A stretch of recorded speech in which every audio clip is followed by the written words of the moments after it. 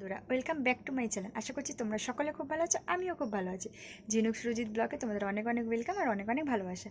তো চলো আজকে আমরা সন্ধেবেলায় ভাবলাম যে কিছু একটু রান্না করে খাই। তাই জন্য তোমাদের দাদাকে বললাম যে তাহলে একটুখানি চিকেন নিয়ে আসো, একটু চিলি চিকেন আর একটু রাইস করি। তাই জন্য চলো তোমরা দেখো আমি আজকে চিলি চিকেন আর রাইস করেছি। এই দেখো গরম গরম ধোয়া উঠে গেছে, রাইসটা করে নিয়েছি। কেমন হয়েছে তোমরা আমাকে জানিও।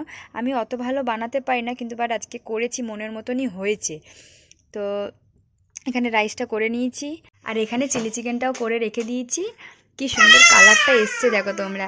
তো এখন খাওয়া যখন শুরু করব তখন তোমাদের দেখাবো কেমন হয়েছে না হয়েছে। বর খেয়ে বলুক কেমন হয়েছে না হয়েছে। সন্ধ্যেবেলা আছে চটজলদিভাবে বানিয়ে নিলাম রাইস আর চিলি চিকেন, মনের মতন খাবার। আমার খুব ভালোবাসি এই খাবারটা।